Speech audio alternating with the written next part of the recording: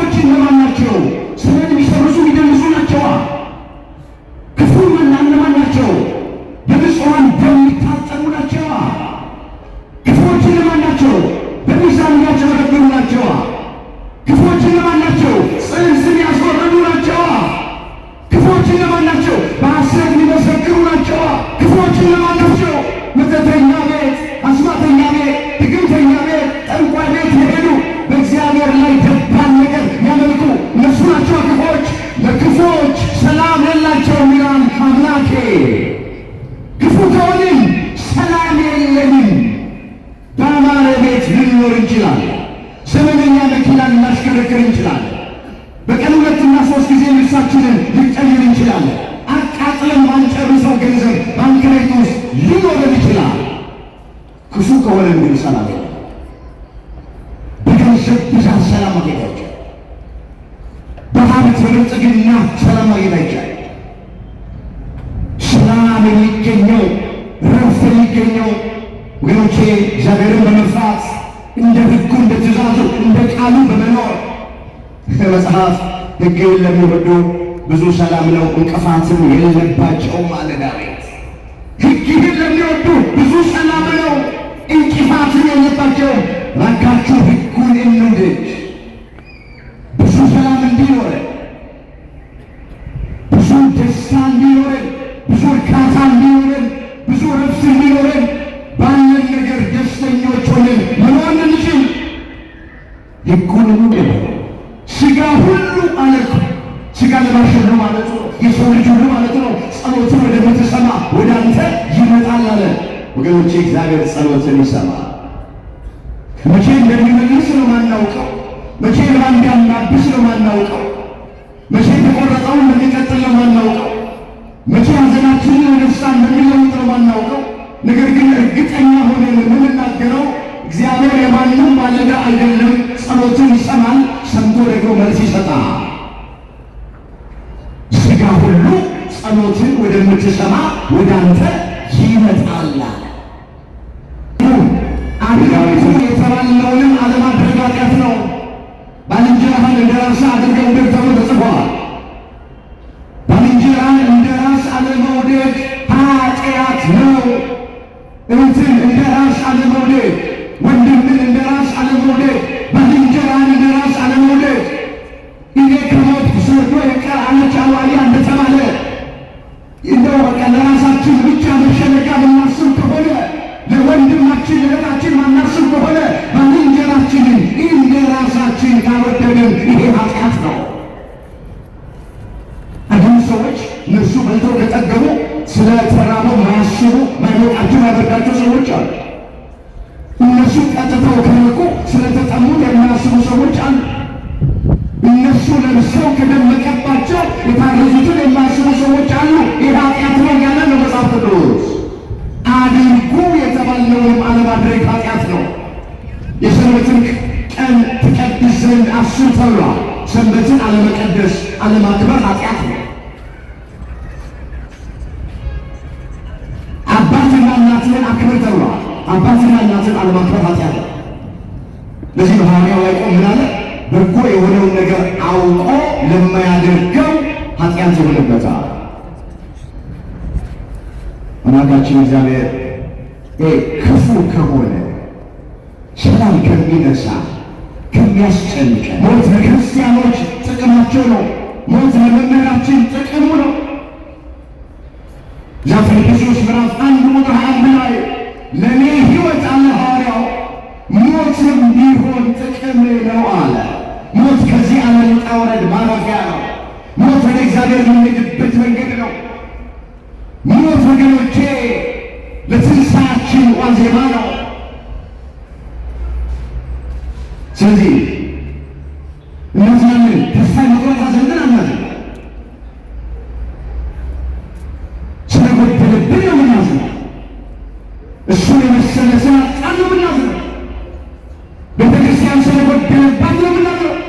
በተለይ በዚህ ዘመን ስለሚያስፈልገን ነው የምናዝነው እንጂ ሌላ ምንም ቀረብን ያለን የምናዝነው። ስለዚህ አናማርም። ማይገባ የስንፍና ቃል ከአንደበታችን አውጣ። እግዚአብሔር ትክክል ነው፣ በስራው አይሳሳትም። ወወልድ ወመንፈስ ቅዱስ አሐዱ አምላክ አሜን። አባቶቼ ካህናት፣ ወንድሞቼ ዲያቆናት፣ መምህራነ ወንጌል፣ ዘማሪያን፣ ዘማሪያት በዚህ የቅድስና ስፍራ ላይ ቃሉን ለመስማት ሰማዕቱ ቅዱስ እስጢፋኖስን ለመማፀን ከሩቅም ከቅርብም የተሰበሰባችሁ አባቶች፣ እናቶች፣ እህቶች፣ ወንድሞች ሕፃናትን ጨምሮ በእግዚአብሔር ሰላምታ እንደምን አመሻችሁ። አሜን። አምላካችን እግዚአብሔር ያለፈውን ጊዜ በሰላምና በጤና አስፈጽሞን በዕድሜያችን ላይ ይህችን ቀን ተጨማሪ አድርጎልን ቃሉ በሚነገርበት ስፍራ ላይ የሰበሰበን የአባቶቻችን አምላክ የእኛም አምላክ እግዚአብሔር ስለማይነገር ስጦታው ቅዱስ ጳውሎስ እንደተናገረ ክብርና ምስጋና ይግባው። የእናታችን የእመቤታችን የቅድስት ድንግል ማርያም አማላጅነት አይለየን። በዛሬው ቀን በቤተክርስቲያናችን መታሰቢያው ከሚደረግለት ከዲያቆን እስጢፋኖስ ከቀዳሚ ሰማዕት ረድኤትና በረከት ሁላችንንም በቸርነቱ ያሳትፈን። የምስጢር ባለቤት ቸሩ አምላካችን እግዚአብሔር የተሰወረውን የወንጌል ምስጢር ለሁላችን ገልጦ የሚረባንንና የሚጠቅመንን ነገር እንዲያስተምረን የእሱ ቅዱስ ፈቃዱ ይሆንልን። ለዛሬ እግዚአብሔር በሰጠን ጊዜና ሰዓት የምንማማርበት የትምህርታችን ርዕስ የሚሆነው ትካዜህን በእግዚአብሔር ላይ ጣል፣ እርሱም ይደግፍሃል የሚለው ነው። ይህንን በርዕስነት ያነሳነውን ኃይለ ቃል በመጽሐፍ ቅዱሳችን ላይ ተመዝግቦ የምናገኘው በዳዊት መዝሙር በመዝሙር 54 ቁጥር 22 ላይ ትካዜህን በእግዚአብሔር ላይ ጣል እርሱም ይደግፍሃል። ርዕሳችን ሁላችን እንደምናውቅ እንደ ቤተክርስቲያናችን ስርዓት መሰረት አሁን ያለንበት ወቅት ነገር እርገቱ በስፋት የሚታሰብበት ወቅት ላይ ነው። ነገር ግን ከሐሙስ ጀምሮ እስከ ትናንትና ሰንበት ድረስ በቆየንበት ስፍራ ላይ በነገረ እርገቱ ዙሪያ በእርግጠኝነት በተለያዩ መምህራን ስንማማር ቆይተናል። ዛሬም በሱ ዙሪያ ላይ ከምንማማር ትምህርት እንዳይደጋገም በሌላ ኃይለ ቃል በሌላ ርዕስ ከተሰበሰብንበትም ነገር አኳያ የሚገናኝ አንድ የሕይወት ትምህርት እግዚአብሔር መንፈስ ቅዱስ እንደረዳንና እንደገለጠልን መጠን እንማማራለን። ቆሞ ለመናገር ቁጭ ብሎም ለማድመጥ ጥበብ ከእግዚአብሔር ሲሰጥ ብቻ ነውና ለእኔ ለባሪያው ተናጋሪ የሆነ አንደበትን ለእናንተም ለሰሚዎቹ አስተዋይ የሆነ ልቡናን ቸር አምላካችን እግዚአብሔር ለሁላችንም በቸርነቱ ያድለን። ትካዜን በእግዚአብሔር ላይ ጣል፣ እሱም ይደግፈሃል። ርዕሳችን ይሄ ነው። በዚህ ርዕስ ውስጥ ሦስት ነገሮችን እናያለን። በመጀመሪያ ትካዜ ማለት ምን ማለት ነው የሚለውን እንመለከታለን። በሁለተኛ ደረጃ በርዕስነት ያነሳነውን ቃል የተናገረው ዳዊት ስለ ራሱ ስለሆነ ዳዊትን ያስተከዘው የነበረ ነገር ምን እንደሆነና እንዴትስ ከትካዜ ውስጥ እንደወጣ እንመለከታለን። ሦስተኛና የመጨረሻ እኛ አሁን ከገጠመን ትካዜ እንዴት እንውጣ የሚለውን ተመልክተን ለዛሬ ትምህርታችንን እንቋጫለን። የአባቶቻችን አምላክ እግዚአብሔር የቃሉን ደጅ ለሁላችንም በቸርነቱ ይክፈትልን። እስኪ አንድ ጊዜ በርዕስነት ያነሳነውን ኃይለ ቃል በህብረት ለመናገር ሁላችን ይሄ ድምፅ የሚሰማን ባለንበት ቦታ ላይ ሆነን ራሳችንን እስኪ እናዘጋጅ። ትካዜን በሉ እስኪ በእግዚአብሔር ላይ ጣል፣ እርሱም ይደግፍሃል። ምን ይልሃል? እግዚአብሔር ሁላችንን ይደግፈን። ቃሉን በዚህ ስፍራ ላይ የተናገረው ልበ አምላክ እየተባለ የሚጠራ አባታችን ክቡር ዳዊት የተናገረው ቃል ዳዊት በገናውን እየደረደረ መሰንቆን እየመታ ለእግዚአብሔር ክብር ይዘምር በነበረበት ወራት በመንፈስ ቅዱስ ተቃኝቶ በረድኤተ እግዚአብሔር ተጎብኝቶ በርዕስነት ያነሳነውን ኃይለ ቃል ለጊዜው ስለ ራሱ ለፍጻሜው ስለ ሁላችንም ተናግሮታል። ዳዊት ማን ነው ብለን ስንል ብዙ ጊዜ እንደምንማማር እግዚአብሔር ከእረኝነት ለንጉሥነት ከዋሻ ደግሞ ለሰገነት ያበቃው ሰው ነው። አባትና እናቱ በተውት ጊዜ እግዚአብሔር ያስታወሰው ሰው ነው። እሱ ራሱ በአንድ ስፍራ ላይ እንዲህ ብሎ ተናግሯል።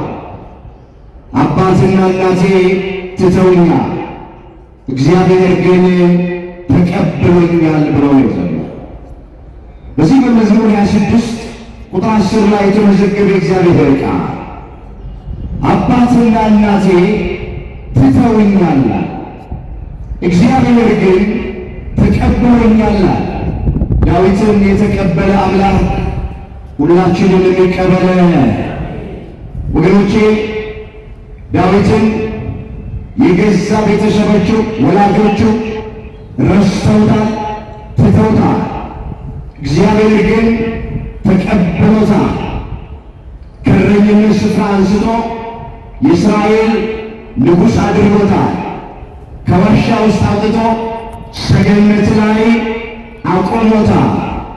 ምናልባት ሰው ሊረሳ ይችላል። ነገር ግን ትልቁ ነገር እግዚአብሔር አለመረሳት። ሰው ሊተወን ይችላል፣ እግዚአብሔር ግን አይተወንም።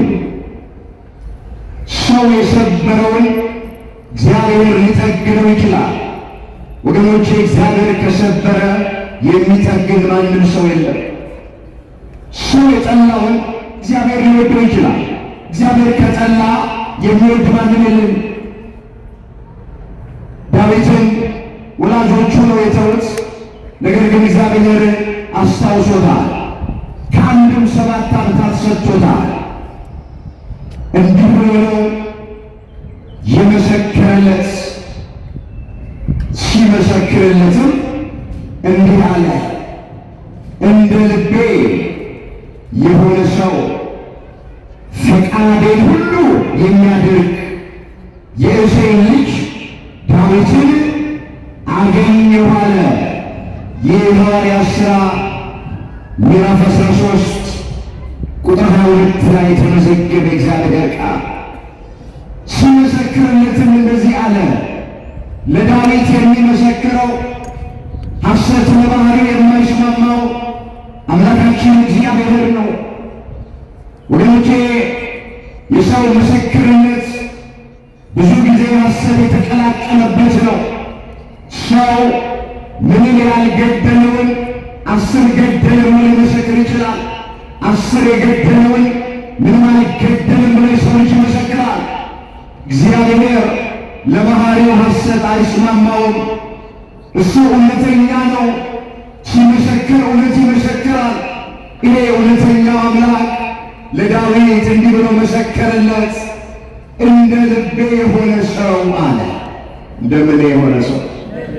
ዳዊት እንደ እግዚአብሔር ልብ ነው። ብዙዎቻችን እንደ ልባችን እንኳ ፈቃድን ሁሉ የሚያደርግ አለ። ብዙዎቻችን የራሳችንን ፈቃድ ለመፈጸም ነው የምንሯሯጠው። ዳዊት የእግዚአብሔርን ፈቃድ ነው ያስቀድመው። ፈቃድን ሁሉ የሚያደርግ የእሴይ ልጅ ዳዊትን አገኘሁት አለ። ዳዊትን ያገኘ አምላክ እስኪ እኛንም ያገኘን አሜን ነው። አገኘሁት አለ። በጎች በሚጠብቅበት ስፍራ ዋሻ ውስጥ እረኛ በነበረ ጊዜ እግዚአብሔር ዳዊትን አገኘው።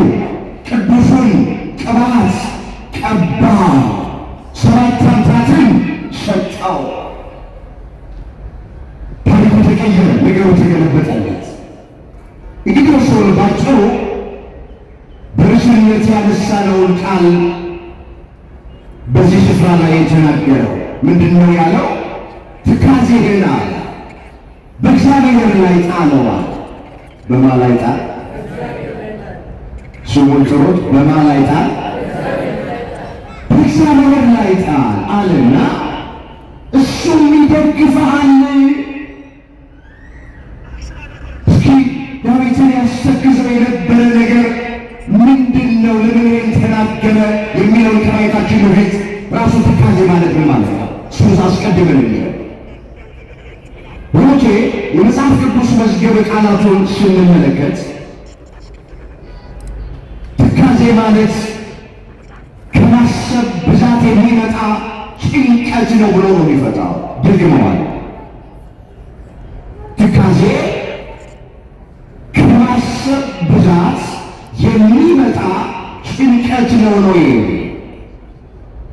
የምናስባቸው ነገሮች እንደምንፈልገው ሳይሆን ሲቀሩ ትካዜ ውስጥ እንገባለን።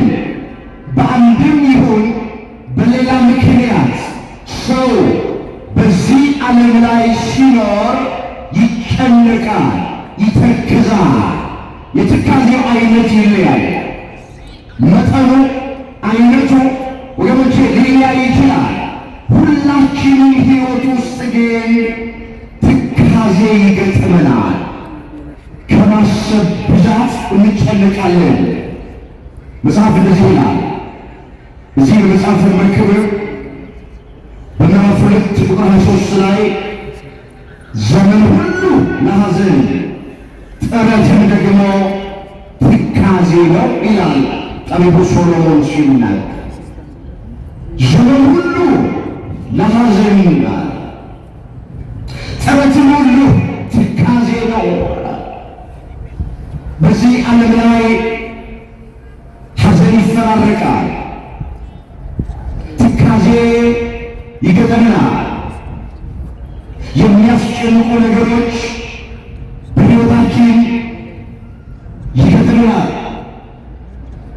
ለምን? የመጨረሻው ዘመን ስለሆነ የሚያስጨንቅ ነገር በሕይወታችን ይገጥመናል። እንዲህ ተብሎ እንደተጻፈ ሐዋርያው ቅዱስ ጳውሎስ በሃይማኖት ለወለደው ለልጁ ለጢሞቴዎስ እንዲህ ብሎ ጽፎለታል። ሁለተኛ ጢሞቴዎስ ምዕራፍ 3 ቁጥር 1 ጀምሮ ይመለከታል። ነገር ግን በመጨረሻው ቀን የሚያስጨንቅ ዘመን እንደሚመጣ ይህንን እወቅ። ሰዎች ራሳቸውን የሚወዱ ይሆናሉና፣ ገንዘብን የሚወዱ ትምክህተኞች፣ ትዕቢተኞች፣ ተሳዳቢዎች፣ ለወላጆቻቸው የማይታዘዙ፣ የማያመሰግኑ፣ ቅድስና የሌላቸው፣ ፍቅር የሌላቸው፣ እርቅን የማይሰሙ ሐሜተኞች፣ ራሳቸውን የማይገዙ ጨካኞች፣ መልካም የሆነውን የማይወዱ ከዳተኞች፣ ችኩሎች፣ በትዕቢት የተነፉ፣ ከእግዚአብሔር ይልቅ ተድላን የሚወዱ ይሆናሉ። የአምልኮት መልክ አላቸው፣ ኃይሉን ክደዋል። ከእነዚህ ደግሞ ራቅ ይላል መጽሐፍ። ጎቼ ያለንበት ዘመን ወደድንም ጠላንም የመጨረሻው ዘመን ዋዜማ ላይ። ስለዚህ መጽሐፍ ቅዱስ እንደሚናገር በመጨረሻው ቀን የሚያስጨንቅ ዘመን ይመጣል የተባለው፣ የሚያስተክዝ ዘመን፣ ፈተና የበዛበት ዘመን፣ መከራ የበዛበት ዘመን ይመጣል የተባለው። ስለዚህ በብዙ ምክንያት እንተክዛለን፣ እንጨንቃለን፣ እናዝናለን። ቅዱስ ዮሐንስ ወልደ ነጎድጓድ ምን ብሎ ነው የተናገረው? ከእግዚአብሔር እንደሆንን ዓለምን በመላው በክፉ እንደተያዘ እናውቃለን ነው የሚለው። እዚህ አንደኛ የዮሐንስ መልእክት ምዕራፍ 5 ቁጥር 19 ላይ የተመዘገበ እግዚአብሔር ቃል። እስኪ ቃሉን አብረን እንበለው። ከእግዚአብሔር እንደሆንን ወደስ ዓለምና መላው በክፉ እንደተያዘ እናውቃለን። ምን እንላለን? ከእግዚአብሔር እንደሆነን አለ። በጥምቀት የእግዚአብሔር ሆነናል። በእምነት የእግዚአብሔር ሆነናል። ቅዱስ ሥጋውን ክቡር ደሙን በመቀበል የእግዚአብሔር ሆነናል። ከእግዚአብሔር እንደሆነን አለና ዓለምና ሞላው ግን በክፉ እንደተያዘ እናውቃለን። ወንቼ በዓለም ውስጥ ብዙ ክፉ ነገር አለ። የሚያስተክዝ፣ የሚያስጨንቅ፣ የሚያስለቅስ ብዙ ነገር አለ በዓለም ውስጥ። ዓለም ውስጥ ያለው ትካዜ ነው። በዚች ዓለም ላይ ያለው የሚያስጨንቅ ነገር ነው። ኢዮብ ሲናገር ምን አለ? የሰው ሕይወቱ በምድር ላይ ብርቱ ሰልፍ ነው አለ። ኢዮብ 7 ቁጥር 1 ላይ የተመዘገበ እግዚአብሔር ቃል። ሕይወት ብርቱ ሰልፍ ናት። አንድ ጊዜ ማግኘት፣ አንድ ጊዜ ማጣት አለባት። አንድ ጊዜ ሐዘን፣ ሌላ ጊዜ ደስታ። አንድ ጊዜ ሳቅ፣ ሌላ ጊዜ ለቅሶ። አንድ ጊዜ መክበር፣ ሌላ ጊዜ መዋረድ፣ መሾም፣ መሻር፣ መራብ፣ መጥገብ፣ ከፍታ፣ ዝቅታ በዚች ዓለም ላይ ስንኖር ይፈራረቃሉ። የሰው ሕይወቱ በምድር ላይ ብርቱ ሰልፍ ነው ወገኖቼ። ሕይወት ብርቱ ሰልፍ ናት። ይህች ዓለም ታስተክዘናለች፣ ታስጨንቀናለች፣ ታስለቅሰናለች። ስለዚህ ትካዜ ማለት ይሄ ነው። ጌታችን ኢየሱስ ክርስቶስ ለደቀ መዛሙርቱ በዓለም ሳላችሁ መከራ አለባችሁ፣ እኔ ዓለምን አሸንፌዋለሁና አይዟችሁ ብለናል። እግዚአብሔር ሁላችንን አይዟችሁ ይበለን። ዮሐንስ ወንጌል ምዕራፍ 16 ቁጥር 33 ላይ የተመዘገበ እግዚአብሔር በዓለም ሳላችሁ መከራ አለባችሁ። ኦርቶዶክሳውያን ክርስቲያን ወገኖቻችን ይህ ድምፅ የሚሰማችሁ በሩቅ በቅርብ ያላችሁ አሁን ያለነው ባካችሁ መገኘት ላይ አይደለም። አሁን ያለነው በመንግሥተ ሰማያት አይደለም። አሁን ያለነው በዓለም ላይ ነው። አሁን ያለነው በምድር ላይ ነው። ስለዚህ መጽሐፍ ምን አለ? በዓለም ሳላችሁ መከራ አለባችሁ። የመከራው አይነት ይለያያል፣ ርዝመቱ ይለያያል፣ አይነቱ ይለያያል፣ መልኩ ይለያያል፣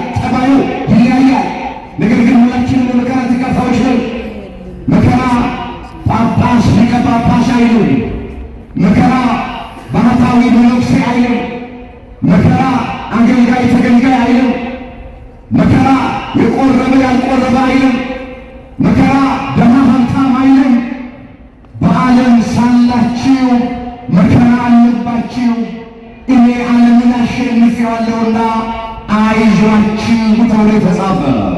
አሁንም እግዚአብሔር አይዟችሁ ይበለን ሁላችንም። ስለዚህ በዚህ ዓለም ላይ ትካዜ፣ ሐዘን፣ ጭንቀት ይኖራል። ትካዜ ማለት ከላይ እንደተመለከትነው ከሀሳብ ብዛት የሚመጣ ጭንቀት መጽሐፍ ቅዱስ ትካዜ እያለ ይጠራዋል። ወደ ሁለተኛው ሀሳብ እስኪ እንሄድ። ዳዊት በርዕስነት ያነሳነውን ቃል ስለምን ተናገረው?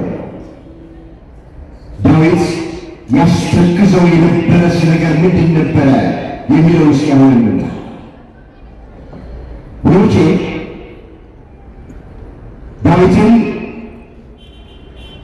ያስተክዘው የነበረው ብዙ በርካታ ነገሮች ቢኖሩ ዋናውና የመጀመሪያው የገዛ ኃጢአቱ ነበር የሚያስተክዘው። አትግደል የሚለውን ትእዛዝ ተላልፎ ኦሪዮንን ባስገደለ ጊዜ፣ አታመንዝር የሚለውን ትእዛዝ ተላልፎ ከጎልማሳ ሚስት ጋር አብሮ በተኛ ጊዜ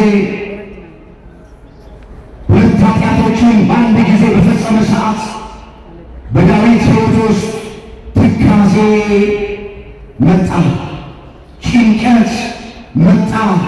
እንዲህም እያለ ይናገር ጀመረ። ላነበው እፈልጋለሁ። በዚህ በዳዊት መዝሙር በመዝሙር 37 ቁጥር 3 ጀምሮ እንዲህ ተብሎ ተመዝግቧል። ከኃጢአቴ የተነሳ ለአጥንቶቼ ሰላም የላቸውም። ቃሉን አስተውሉት። ከኃጢአቴም የተነሳ ለአጥንቶቼ ሰላም የላቸውም። ኃጢአቴ በራሴ ላይ ከፍ ከፍ ብሏልና እንደ ከባድ ሸክምም በላዬ ከብዶብኛል። ከስንፍናዬ የተነሳ ቁስሌ ሸተተ በሰበሰም፣ እጅግ ቆሰልኩ ተዋረድኩ። ሁልጊዜም በትካዜ እመላለሳለሁ። በምን እመላለሳለሁ? በትካዜ። ዳዊት በቤተ መንግሥት የሚኖር ነው። እንግዲህ አሁን በዙፋን ላይ የሚቀመጥ ነው። በሰራዊት የሚታጀብ ነው። የላም ዕጣም የሚበላ ነው። ዕለት ዕለት ተመችቶት የሚኖር ነው። ምንድን ነው የሚያስተክዘው? ዕለት ዕለት በትካዜ እመላለሳለሁ አለ እኮ። የሚያስተክዘው የገዛ ኃጢአቱ ነው። የጎልማሳ ሚስት ጋር ደረሰ። ከቤርሳቤ ጋር አብረተኛ። ኦሪዮን የተባለውን ሰው ያን ሰው አስገደለው። ንጹሕ ደም አፈሰሰ። የእግዚአብሔርን ሕግ ተላለፈ። ትእዛዙን ጣሰ። ከዚህ የተነሳ በሕይወቱ ላይ ትካዜ መጣ። እግዚአብሔር ልጆች ኃጢአት ያስተክዛል። ኃጢአት ያስጨንቃል። ኃጢአት ራቁት ያደርጋል። ኃጢአት ሰላም ይነሳል። ኃጢአት ብቸኛ ያደርጋል። ኃጢአት እየበላን እንድንራ፣ እየጠጣን እንድንጠማ ያደርጋል። ኃጢአት ክፉ ነው። ኃጢአት በሌላም ስፍራ ላይ እንዲህ ብሎ ተናገረ። በዚህ በዳዊት መዝሙር በመዝሙር 6 ቁጥር 6 ላይ በጭንቀቴ ደክሜያለሁ፣ ሌሊቱን ሁሉ አልጋዬን አጥባለሁ፣ በእንባዬ መኝታዬን አነሳዋለሁ። ዓይኔ ከቁጡ እንባ የተነሳ ታወከች። ምንድን ነው የሚያስጨንቀው? በጭንቀቴ ደክሜያለሁ አለ ዳዊት። ትካዜ ወገኖቼ ከማሰብ ብዛት የሚመጣ ጭንቀት ነው ብያቸዋለሁ። ዳዊት በጭንቀቴ ደክሜያለሁ ብሎ ኃጢአት መስራት በጀመረ ጊዜ በሕይወቱ ውስጥ ጭንቀት ስለመጣ ጭንቀት ስለገጠመው ነው። ሌሊቱን ሁሉ አልጋዬን አጥባለሁ፣ በእንባዬ መኝታዬን አነሳዋለሁ። ያለቅሳል፣ ያነባል፣ ልቡ ይታወካል፣ ይተክዛል፣ ይጨነቃል። በዳዊት ሕይወት ውስጥ ይሄ የሆነበት ምክንያት የእግዚአብሔርን ሕግ ስለተላለፈ እረኛ ሆኖ በጎልያድ ፊት ቆሞ የጎልያድን ቸብቸቦ የቆረጠ ሰው ንጉሥ ሆኖ ሳለ በልጁ በአቤሴሎም ፊት መቆም አቃተው። ኃጢአት ጉልበትን ያደክማል። የዳዊት ጉልበት የደከመው በገዛ ኃጢአቱ ነው። በልጁ ፊት ለመቆም የፈራበት ምክንያት ወደ ደብረ ዘይት ተራራ ራሱን ተከናንቦ ያስወጣው ምክንያት ወገኖቼ ኃጢአቱ ነው። አምላካችን እግዚአብሔር የሚያስተክዘንን የሚያስጨንቀንን ሰላማችን የሚነሳብንን ኃጢአት ከእኛ በቸርነቱ ያርቅልን። ግሮቼ ኃጢአት እግረ መንገዳችንን ሁለት ትርጉም ነው። አንደኛ አታድርጉ የተባልነውን ካደረግን ኃጢአት ነው። ሁለተኛ አድርጉ የተባልነውን ካላደረግን ኃጢአት ነው። አሁን ብዙ ሰው ኃጢአት የሚመስለው አታድርግ የተባለው ሲያደርግ ከተገኘ ብቻ ይመስለዋል። ይህ አይደለም። አሁን የመጀመሪያው ኃጢአት አታድርጉ የተባልነው ማለት ነው። ትክክል ነው። ለምሳሌ አታመንዝሩ ተብለናል አይደል? ስናመነዝር ከተገኘን ኃጢአት። አትስረቁ ተብሎ ተጽፏል አይደል? አንድ ሰው ሲሰርቅ ከተገኘ ኃጢአት። አትዋሽ ተብሏል። ስንዋሽ ከተገኘን ኃጢአት ነው። የባልንጀራህን ሀብቱን፣ ንብረቱን፣ ሚስቱን ምናምን አትመኝ ተብሏል። ስንመኝ ከተገኘን ኃጢአት ነው። የመጀመሪያው የኃጢአት ትርጉም አታድርጉ የተባለው ማድረግ ነው። ሁለተኛ የኃጢአት ትርጉም አምላካችን እግዚአብሔር ክፉ ከሆነ ሰላም ከሚነሳ ከሚያስጨንቀን፣ ከሚረብሸን፣ ከሚያውከን፣ ደስታችንን ከሚነጥቅብን፣ ሁሌ እየተከዝን እየተጨነቀን እንድንኖር ከሚያደርገን ኃጢአት ሁላችንን በቸርነቱ ይገላግላል። ወገኖቼ ከሕግ በላይ ከጸጋ በታች ሆነን ነው እኛ የተፈጠርነው። የእግዚአብሔርን ሕግ ትእዛዛትን የምንፈጽምበት ጸጋ የተሰጠን በተለይ እኛ አዲስ ኪዳን ክርስቲያኖች መጽሐፍ እንደዚህ ይላል። ይህን ተቆያችሁ ወደሚቀጥለው ሀሳብ ይላል። ሰዎችን ሁሉ የሚያድን የእግዚአብሔር ጸጋ ተገልጧል። ይህ ጸጋ ኃጢአተኝነትንና ዓለማዊ ምኞትን ክደን የተባረከው ተስፋችንን እርሱም የታላቁን የአምላካችን የመድኃኒታችን የኢየሱስ ክርስቶስን ክብር መገለጥ እየጠበቅን ራሳችንን በመግዛትና በጽድቅ እግዚአብሔርን በመምሰል በአሁኑ ዘመን እንድንኖር ያስተምረናል። አስተዋላችሁ? ቃሉ ሰዎችን ሁሉ የሚያድን የእግዚአብሔር ጸጋ ተገልጸዋል።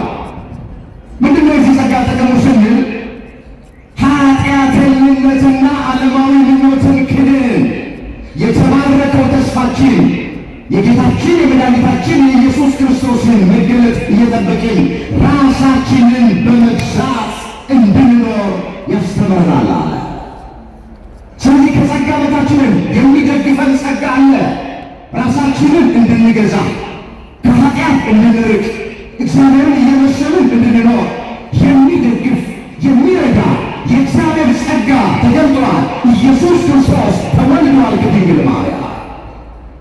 ከጸጋ በታችን ይህን ጸጋ መድኃኔዓለም ለሁላችን በቸርነቱ ያደለ። ስለዚህ ዳዊት በሕይወቱ ትካዜ የገጠመው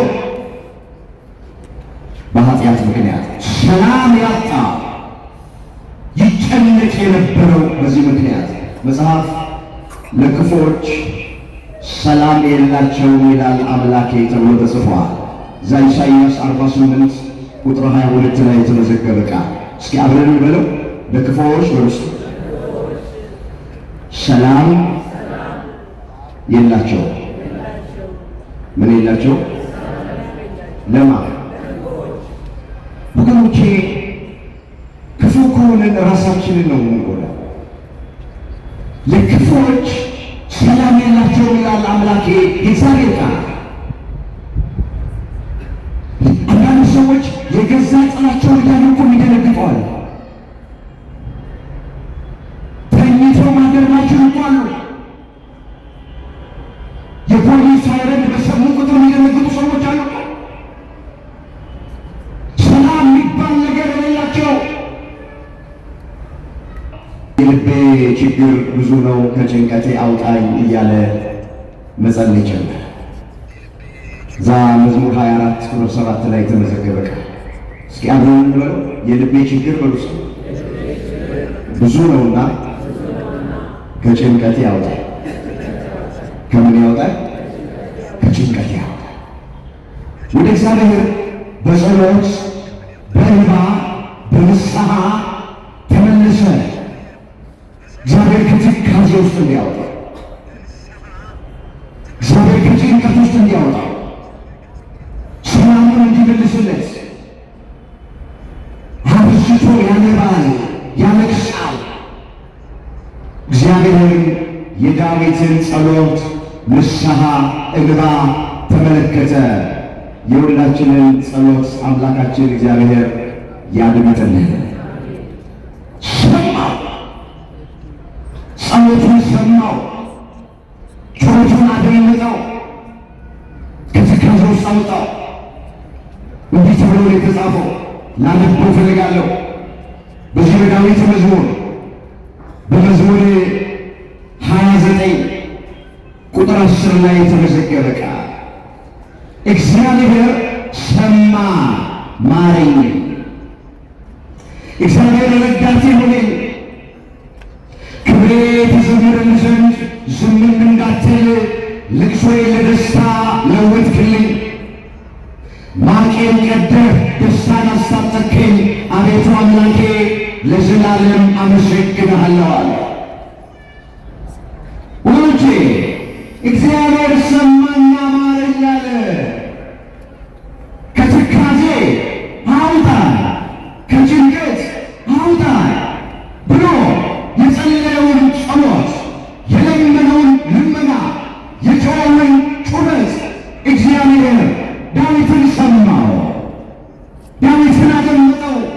እግዚአብሔር ጸሎት የሚሰማ አምላክ ነው። ይህ ድምፅ የሚሰማችሁ እናቶቼ፣ አባቶቼ እግዚአብሔር ጸሎትን ይሰማል፣ ጩኸትን ያደምጣል፣ ልመናን ይቀበላል። ምንድን ነው የሚለው መጽሐፍ? ሥጋ ሁሉ ጸሎትን ወደምትሰማ ወደ አንተ ይመጣል ይላል። መዝሙር 64 ቁጥር 1 ላይ የተመዘገበ እግዚአብሔር ቃል። እስኪ አብረን ነው ቃል ሥጋ ሁሉ በልስ ጸሎትን ወደምትሰማ ወደ አንተ ይመጣል። እግዚአብሔር ጸሎትን ይሰማል አይሰማል? ይሰማል። የዳዊትን ጸሎት እግዚአብሔር እንደሰማ የኔና የእናንተንም ጸሎት መድኃኔዓለም ሁላችንን ይስማ። አይደለም ጸልየን አይደለም ለምነው ይቀርና የምናመልከው አምላክ ሳንለምነው የሚያስፈልገንን አውቆ የሚያደርግ ነው። ስሙ የተመሰገነ ይሁን። ምንድን ነው የሚለው መጽሐፍ? ሳትለምኑት የሚያስፈልጋችሁን ምን ይላል? ጨርሱት። ምን ይላል? ያውቃል። ከጸለየን ማየቱ ይላል። ከለመነው ማየቱ ያክል የማቴዎስ ወንጌል ምዕራፍ 6 ቁጥር 8 ላይ የተመዘገበ እግዚአብሔር ሳትለምኑት የሚያስፈልጋችሁን ያውቃል። እንዲህ አድርግልኝ ብለህ ነው፣ ይህንን ስጠኝ ብለህ ነው። ወገኖቼ ገና ከመናገራችን በፊት የሚያስፈልገንን እባካችሁ ያውቃል። የምናስበውን ያውቃል። ከማሰባችን በፊት ያውቃል። ማወቅ ብቻ አይደለም፣ የሚጠቅመን ከሆነ ይሰጠናል። የሚነሳን ነገር የሚከለክለን ነገር የለም። እግዚአብሔር ጸሎትን ይሰማል። ምንድን ነው የሚለው መጽሐፍ? ለእናንተ የማስባትን ሀሳብ እኔ ያውቃለሁ፣ ፍጻሜና ተስፋ እሰጣችሁ ዘንድ የሰላም ሀሳብ እንጂ ክፉ ነገር ስለ እናንተ አላስብም። እናንተ ትለምኑኛላችሁ፣ እኔም ደግሞ እሰማችኋለሁ። 29 ቁጥር 11 ላይ ተመዘገበ ቃል። ቃሉን አስተውሉት። ለእናንተ የማስባትን ሐሳብን ያውቃለሁና ፍጻሜና ተስፋ እሰጣችሁ ዘንድ። ለእናንተ ማስባትን ሐሳብን ያውቃለሁ ፍጻሜና ተስፋ እሰጣችሁ ዘንድ የሰላም ሐሳብ እንጂ ክፉ ነገርን አላስብም ማለት። እናንተ ትለምኑኛላችሁ፣ እኔ ደግሞ እሰማችኋለሁ አለ። እግዚአብሔር ሁላችንን ይስማል። ይመለስ። እግዚአብሔር ሰማና ማረ አደጋት። እስኪ እግዚአብሔር ወይ ሰማና ማረ። እግዚአብሔር ረዳት ሆነ። ምን ሆነ? ዳዊትን የረዳ አምላክ እኛንም ይርዳ። በሌላም ስፍራ ላይ እንደዚህ አለ፣ እግዚአብሔርን የምትፈሩ ሁሉ ኑ ስሙኝ አለ።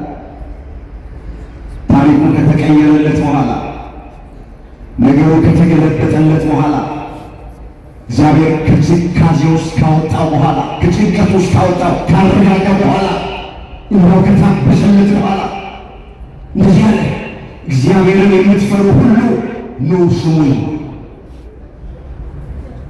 ለነፍሴ ያደረገላትን ልንገራችሁ። በአፌ ወደ እርሱ ጮኽሁ፣ በአንደበቴም አመሰገንኩት። በልቤ በደልን አይቼ ብሆን ጌታ አይሰማኝም ነበረ። አሁን ግን እግዚአብሔር ሰማኝ፣ የልመናዬን ድምፅ አደመጠ። ጸሎቴን ያልከለከለ፣ ምሕረቱን ከኔ ያላራቀ እግዚአብሔር ይመስገን አለ። አመስግኑት። እግዚአብሔር የተመሰገነ ነው። አስተውሉት ቃሉን። እናንተ እግዚአብሔርን የምትፈሩ ኑ ስሙኝ አለ። ለነፍሴ ያደረገላትን ነገር ልንገራችሁ። ለተጨነቀች ለዳዊት ነፍስ፣ ትካዜ ውስጥ ለነበረች ለዳዊት ነፍስ፣ ሐዘን ውስጥ ለነበረች ለዳዊት ነፍስ ያደረገልኝን ነገር ልንገራችሁ አለ ዳዊት። በአፌ ወደ እርሱ ጮኽሁ፣ በአንደበቴም አመሰገንኩት። በደሌን አይቼ ብሆን ጌታ አይሰማኝም ነበረ። አሁን ግን እግዚአብሔር ሰማኝ፣ የልመናዬን ድምፅ አደመጠ። ጸሎቴን ያልከለከለ፣ ምሕረቱን ከኔ ያላራቀ እግዚአብሔር ይመስገን አለ። በቃ አወጣው ከትካዜ ውስጥ፣ አወጣው ከጭንቀት ውስጥ፣ አወጣው ከብቸኝነት ውስጥ። ሐዘኑን ለደስታ ቀየረለት። በዚሁ ምዕራፍ ላይ እዚህ መዝሙር 29 ቁጥር 5 ላይ እንዲህ አለ ዳዊት፣ ቁጣው ለጥቂት ጊዜ ነው፣ ሞገሱ ግን ለሕይወት ዘመን ነው። ልቅሶ ማታ ይመጣል፣ ጠዋት ግን ደስታ ይሆናል። አስተውሉት። ቁጣው ለጥቂት ጊዜ ነው። ዳዊት ጥቂት ጊዜ ነው በትካዜ በጭንቀት በሐዘን ነው። ቁጣው ለጥቂት ጊዜ ነው፣ ሞገሱ ግን ለሕይወት ዘመን ነው። ማታ ልቅሶ ይመጣል፣ ጠዋት ግን ደስታ ይሆናል። እንዳዘነ አልቀርም ዳዊት፣ ከሐዘኑ ተጽናና። እንደተጨነቀ አልቀርም ዳዊት፣ እግዚአብሔር ከጭንቀቱ አረጋጋው። እንደተከዘ አልቀርም ዳዊት፣ እግዚአብሔር ከትካዜ ያወጣው። በምን ምክንያት? ጸሎቱን አድምጦ፣ እንባውን ተመልክቶ፣ ንስሐውን አይቶ፣ ታሪኩን ቀየረለት፣ ነገሩን ገለበጠለት፣ አዲስ ሰው አደረገው። እግዚአብሔር ይሽርበታል ማክበር አከበረው። ለዚህ ነው ትካዜህን በእግዚአብሔር ላይ ጣል፣ እሱም ይደግፍሃል። ቆይቶ ደጅ ጠና እግዚአብሔርን፣ እግዚአብሔርም ዘንበል አለለት። ወደ ዳዊት ዘንበል ያለ አምላክ ወደ ሁላችንም ዘንበል ይበልልን። መዝሙር 39 ቁጥር 1 ላይ የተጻፈ ቃል፣ ቆይቼ እግዚአብሔርን ደጅ ጠናሁት እሱ ዘንበል አለልኝ አለ። እስኪ አብረን እንበሉ፣ ቆይቼ በሉ እስኪ። እግዚአብሔርን ደጅ ጠናሁት እሱም ዘንበል አለልኝ። ይህ ቆይቼ የሚለው ቃል ትርጓሜውን ገብታችሁ ብታነቡት የዳዊት መዝሙርን ትርጓሜ አንድም እያለ በብዙ ያስቀምጠዋል። ዳዊት ቆይቼ ሲል በመጀመሪያ በእምነት ነው ይላል። የቆየው በእምነት ነው የቆየው። ቆይቼ በእምነት እግዚአብሔርን ደጅ ጠናሁት፣ እሱም ዘንበል አለልኝ። ሌላው ቆይቼ ብሎ ሲል በትዕግስት ማለቱ ነው። ቆይቼ በትዕግስት እግዚአብሔርን ደጅ ጠናሁት፣ እሱም ዘንበል አለልኝ። ሌላው ቆይቼ ሲል በተስፋ ነው ይላል። ቆይቼ በተስፋ እግዚአብሔርን ደጅ ጠናሁት፣ እሱም ዘንበል አለልኝ። ወገኖቼ እግዚአብሔር ዘንበል የሚል አምላክ ነው። እግዚአብሔር ከትካዜ፣ እግዚአብሔር ከጭንቀት፣ እግዚአብሔር ከሐዘን መውጣት ይችልበታል። እሱ ብቻ ቆይተን ማንን ደጅ እንጥና? ባካችሁ እግዚአብሔርን መጠበቅ ሞኝነት አይደለም። እግዚአብሔርን መጠበቅ ስንፍና አይደለም። ምንድን ነው የሚያስፈልጋቸው? ምንድን ነው የሚያስፈልጋቸው? ምንድን ነው የጎደለብን? ቆይተን እግዚአብሔርን ደጅ ዘንበል ይላል። ይመለከተናል፣ ያስበናል፣ ያየናል። እግዚአብሔር በለሷን የጠበቀ ፍሬዋን ይበላል፣ ጌታውን የጠበቀ ይከብራል ተብሎ ተጽፏል። እዛ መጽሐፈ ምሳሌ ምዕራፍ 27 ቁጥር 18 ላይ የተመዘገበ ቃል በለሷን የጠበቀ ፍሬዋን ይበላል፣ ጌታን እግዚአብሔርን የጠበቀ ይከብራል፣ በነፍሱም ይከብራል፣ በሥጋውም ይከብራል። ስለዚህ ምንም የጎደለ ነገር ካለ ከሌላ ከእናንተ የሚጠበቀው እግዚአብሔርን ደጅ መጥናት፣ ውዳሴ ማርያማችንን እያደረስን ዳዊታችንን እየደገምን መዝገበ ጸሎታችንን ከፍተን እየጸለይን እንዲህ ባለ ጉባኤ ቁጭ ብለን እግዚአብሔርን ቃል እየሰማ ቅዳሴያችንን እያስቀደስን ቅዱስ ሥጋውን ክቡር ደሙን እየተቀበልን ወገኖቼ በሃይማኖት ጸንተን በምግባር ቀንተን ደጅን እንጥናው፣ እንጠብቀው። ዘንበል ይላል፣ ያስበናል፣ ይመለከተናል፣ ይጎበኘናል፣ ያየናል። ይኸው ዳዊት ምስክር ነው። እናንተ እግዚአብሔርን የምትፈሩ ኑ ስሙኝ፣ ለነፍሴ ያደረገላትን ነገር ልንገራችሁ አለ። ለተጨነቀችው ነፍስ፣ ለትካዜ ውስጥ ለነበረችው ለዳዊት ነፍስ እግዚአብሔር ድንቅ አደረገላት። ወደ ሦስተኛውና ወደ መጨረሻው ሀሳብ መጣና ትምህርቴን ተገላ። አሁን እኛ ከገጠመን ትካዜ ወይም ሐዘን እንዴት እንውጣ? መቼስ ትካዜያችን ይለያያል እንጂ ሁላችንም እየተከዝን ያለ። ሐዘናችን ይለያያል እንጂ ሁላችንም ሐዘንተኞች። ጭንቀታችን መጠኑ ይለያያል እንጂ ሁላችንም እንጨነቃለን። በኑሮ ጉዳይ የሚተክዝ ይኖራል። ኑሮ ከብዶት 3 እና 4 ልጅ ይዞ እንዴት ላኑራቸው፣ ምን ላብላቸው፣ ምን ላጠጣቸው፣ ምን ላልብሳቸው፣ እንዴት ይሁን ብሎ ኑሮ ከብዶት በዚህ ይተክዛል። በገዛ ባሏ የምትተክዝ ሚስት ትኖራለች። በገዛ ሚስቱ የሚተክዝ ባል ነው። በልጆቹ የሚተክዝ ወላጅ ሊኖር ይችላል። በወላጆቹ የሚተክዝ ልጅ ይኖራል። በሀገር ጉዳይ ሊተክዝ ይችላል። በቤተክርስቲያን ጉዳይ ሊተክዝ ይችላል። በዓለማችን ላይ የሆነው ነገር፣ እየሰማን ባለነው ነገር፣ እያየን ባለነው ነገር ምድሪቱ በቦምብ ስትታረስ እንተክዛለን። ይህን ስንሰማና ስናይ እንተክዛለን፣ እንጨነቃለን፣ እናዝናለን። ማን ነው ማይተክዝ? ማን ነው ማይጨነቅ? ሁላችንም ያለነው እዛ ውስጥ።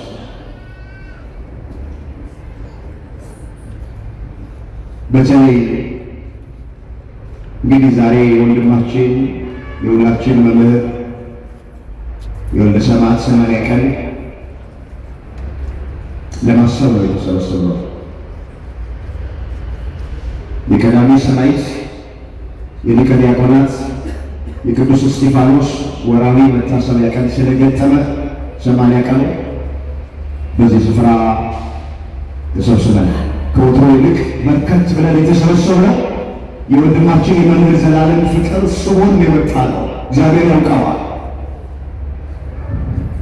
እሱን በማጣታችን ብዙዎቻችን አሁንም እየተከዘን ነው፣ እያዘንን ነው፣ እየተጨነቅን ነው። ይህ ነገር ያወቀው ፀሐይ የሞቀው ያደረው በምስጢር ነው፣ ማይደበቅ ዜና ነው። ይህ ሰውነት ነው፣ ተፈጥሯዊ ነው። ብዙ መመጻደቅም አያስፈልግም። አንዳንድ ሰዎች ምናምን የሚሉ ሰዎች አሉ። ምክር ለሰጪው ቀላል ነው ይባላል።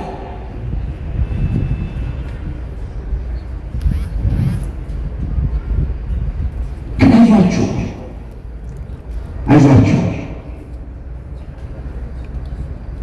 እግዚአብሔር ሳያውቅ የሚሆን አንዳች ነገር ሁሉም እግዚአብሔር አውቆት እግዚአብሔር ፈቅዶት ነው የሚሆን።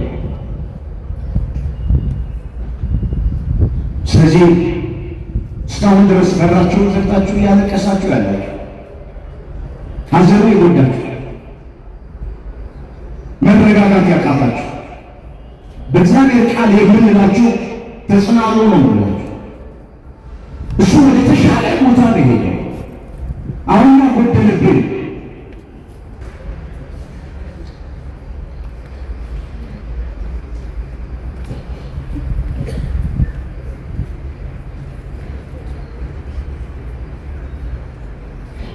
በሥጋ ቢለየን በመንፈስ ከመካከላቸው ይጸልይልናል፣ ያይናል። ወደ አገለገለው አምላክ ነው ሄደው፣ ወደ ተሻለ ስፍራ ነው ሄደው። ሐዋርያው ቅዱስ ጳውሎስ ለእኔ ሕይወት ክርስቶስ ሞትም ቢሆን ጥቅሜ ነው ያለው። ሳይቆሽሽ ሳይጎድፍ ክፉ ሳያይ እንዲሄድ የእግዚአብሔር ፈቃድ ስለሆነ ይሄ ሆነ። እሱ እግዚአብሔር ነው፣ የወደደውን ያድርግ ነው የምንለው። እኛም መንገደኞች ነን። ከዚህ የሚቀር ማንም ሰው የለም። መንገደኛ ፊትና ኋላ ነው የሚሄደው አይደለም። እሱ ከፊት ሄደ አይደለም፣ እኛ ከኋላ እንከተላለን። እንግዲህ ሲያስተምረን የነበረውን ሲሰብከን የነበረውን እኛም እየኖርን መከተል ነው ወገኖቼ። መምህር በሕይወት እያለ የሰበከው ምዕመናንን ነው። በሞቱ ደግሞ ሰባኪዎችን የሰበከ ብዙ ጉባኤውን የሚካፈሉት በትዕግስት ሆነው ቁጭ ብለው የሚሰሙት አብዛኞቹ ምዕመናን ነበሩ በሕይወት እያሉ። ስለዚህ በሕይወት እያለ እሱ ምዕመናንን ሰበከ። ሲያልፍ ደግሞ አባቶችን፣ ሰባኪያንን፣ ካህናትን፣ እኛ አገልጋዮችን ሰበከ። የእኛስ መጨረሻ ምን ይሆን? እንዴት ኖረን እንዴት ነው የምንሞተው?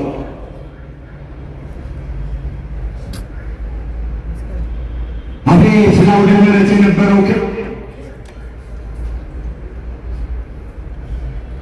አቤት ለጉባኤ የነበረው ክብር!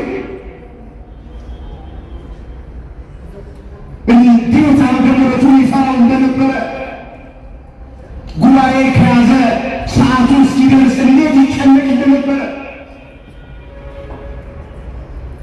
ብዙ ጉባኤ የሚሰሩ ሰዎች መምህርን ከጋበዙት አይጨነቁም። እንደሚመጣ 100% እርግጠኛ ሆኖ ነው መርሃ ግብራቸው የሚደውሉት። ብዙ ጊዜ ስልክ መደወል አያስፈልጋቸው። ዛሬ እኮ ጉባኤ ተሰርቶ እኮ ጭንቀት ነው። ዘማሪ ከኔ ይመጣል ወይስ ይቀራል? መምህር ከኔ ይመጣል ወይስ ይቀራል? ጭንቀት። ጉባኤ ሲሰሩ ነው የምታውቁት። አሁን ላታውቁት ትችላላችሁ። ይህ ስለጎደለብን ነው የምናለቅስ የምናዝነው የምንተገዘው ለመጨረሻ። ግን አይዟችሁ፣ በአጭር ዕድሜው በአጭር ጊዜ እስከ ሕይወታችን ፍጻሜ የሚሆን ትምህርት አስተምሮ ስንቅ ሰጥቶን ነው የሄደው። ያላስተማረን ትምህርት የለም፣ ያልጠቀሰው ጥቅስ የለም፣ ያልነገረን ታሪክ የለም። ዛሬ እኛ የምናስተምራችሁ መምህር ያስተማሩን ደግመን ነው የምናስተምራችሁ። ስለዚህ ዛሬም ትካዜ ውስጥ ያላችሁ፣ ጭንቀት ውስጥ ያላችሁ፣ ተስፋ መቁረጥ ውስጥ ያላችሁ፣ ሐዘን ውስጥ ያላችሁ ከዚህ ውስጥ እንድትወጡ በእግዚአብሔር ቃል አጠንክረን እንነግራችኋለን። አይዟችሁ ለማለት ነው የመጣው ቅዱስ ጴጥሮስ። እሱ ስለ እናንተ ያስባልና የሚያስጨንቃችሁን ሁሉ በእግዚአብሔር ላይ ጣሉት ነው። እዛ አንደኛ ጴጥሮስ ምዕራፍ 5 ቁጥር 7 ላይ እየተጨነቃችሁ ያላችሁ እህቶቼ፣ ወንድሞቼ፣ ተማሪዎች በሩቅ በቅርብ ያላችሁ በእግዚአብሔር ላይ ጣሉት። እግዚአብሔር ይችልበታል፣ ማጽናናት ይችልበታል። እግዚአብሔር የመጽናናት አምላክ እግዚአብሔር ነው። እኔ የትኛውንም ጥቅስ ጠቅሼ የትኛውንም ታሪክ ተርኬ ንግግሬን አሳምሬ ማንም ሰው ማጽናናት ላይ አልችልም። መጽሐፍ የማጽናናችሁ እኔ ነኝ ያለው እግዚአብሔር፣ የሚያጽናናው እግዚአብሔር ነው። እዛ ኢሳይያስ 51 ቁጥር 12 ላይ የማጽናናችሁ እኔ ነኝ ይላል። እናት ልጇን እንደምታጽናና እኔ እንዲሁ በኢየሩሳሌም ውስጥ አጽናናችኋለሁ። ኢየሩሳሌም የተባለች ቤተ ክርስቲያን ናት። ስለዚህ እዚህ መጥተን መጽናናት አለብን። ተጽናንተን መሄድ አለብን። አርፈን ተረጋግተን መሄድ አለብን። አምላካችን እግዚአብሔር አሁን ድረስ ሐዘን ውስጥ፣ ትካዜ ውስጥ፣ ተስፋ መቁረጥ ውስጥ ያሉትን ወገኖቻችንን ከትካዜ ከሐዘን ውስጥ በቸርነቱ ያውጣል። የመምህራችን የአገልግሎቱ በረከት፣ ትሕትናው፣ ቅንነቱ፣ ታዛዥነቱ፣ ጸጋው፣ ሞገሱ፣ ማስተዋል እጥፍ ሆኖ በሁላችን ላይ ይደረግ። ግን እሱ ስለኛ ይጸልያል፣ እኛም ስለ እሱ እንጸልያለን። ሕይወት ይቀጥላል። እኛም ተጠርተን እስክንሄድ ድረስ ኃላፊነታችንን እየተወጣን ማድረግ የሚገባንን እያደረግን በሃይማኖት ጸንተን በምግባር ቀንተን መኖር። ከጉባኤ አትለዩ፣ ከቤተ ክርስቲያን አትራቁ። ሁልጊዜ ቤተ ክርስቲያን እየመጣችሁ ጉባኤ ተካፈሉ። እግዚአብሔር ቃል አለ። ትካዜን በእግዚአብሔር ላይ ጣል፣ እሱም ይደግፈሃል። እግዚአብሔር ሁላችንን የሚደግፈን፣ ልባችን ያዘነብንን፣ ሐዘን የከበደብንን፣ አንገት የደፋነው፣ ተስፋ የቆረጥነው አምላካችን እግዚአብሔር የተቆረጠ ተስፋችንን ይቀጥልልን። ከገባንበት የጭንቀት ሕይወት ውስጥ መድኃኔዓለም ሁላችንን ያውጣ። የሁላችንን እንባ መድኃኔዓለም በቸርነቱ ያብስልን።